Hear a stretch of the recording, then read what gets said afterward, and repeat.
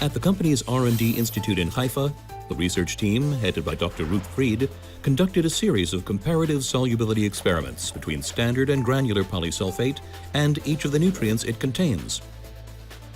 In all fertilizers, we tested the release of each nutrient in the same concentration of 0.25% weight per weight polysulfate during 24 hours.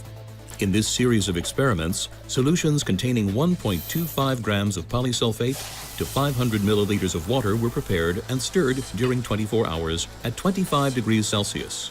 First, we tested the solubility of polysulfate compared to other sulfate salts at the same nutrient concentration of 1,400 parts per million. We checked the release of sulfate salts during a 24-hour period. The fertilizers we used in this analysis were standard polysulfate, granular polysulfate, calcium sulfate, and potassium sulfate. From the results shown on the graph, 3 fertilizers, standard polysulfate, granular polysulfate, and calcium sulfate, reached their potential more gradually than potassium sulfate. In the next experiment, we tested polysulfate solubility compared to other potassium salts at the same nutrient concentration of 350 parts per million. We checked the release of potassium during a 24-hour period. The fertilizers we used in this analysis were standard polysulfate, granular polysulfate, potassium sulfate containing magnesium salt, potassium chloride, potassium magnesium sulfate, and potassium sulfate. The results: potassium chloride, potassium sulfate, and potassium sulfate containing magnesium salt reached their solubility very quickly, whereas granular polysulfate and potassium magnesium sulfate reached their solubility potential more gradually than the other fertilizers. Standard polysulfate sits in between the two groups. In the third experiment, we compared polysulfate solubility to other magnesium salts at the same nutrient concentration of 150 parts per million. We checked the release of magnesium during a 24-hour period. The fertilizers used in this analysis were standard polysulfate, granular polysulfate, potassium sulfate containing magnesium salt, potassium magnesium sulfate, and kieserite. Granular polysulfate, potassium magnesium sulfate, and kieserite reached their potential more gradually than magnesium sulfate and potassium sulfate containing magnesium salt. The standard polysulfate once again sits in between the two groups.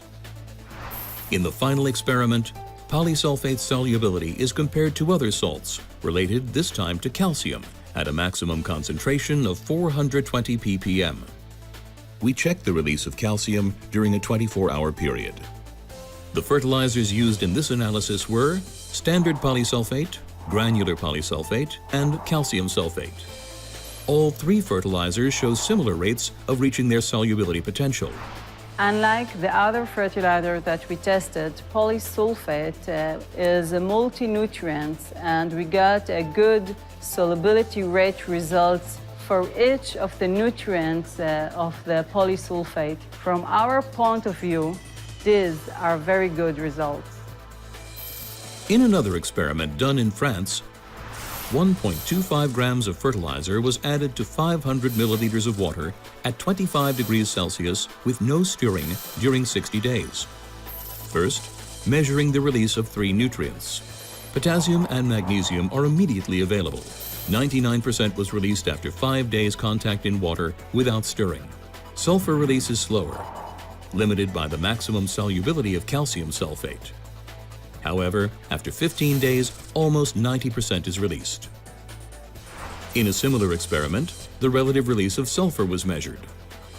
Half of the sulfate associated with potassium and magnesium is immediately available. The other half, associated with calcium, dissolves more slowly. 90% is released after 25 days in contact with water without stirring. This means that polysulfate gradually releases sulfur, thus being less prone to leaching.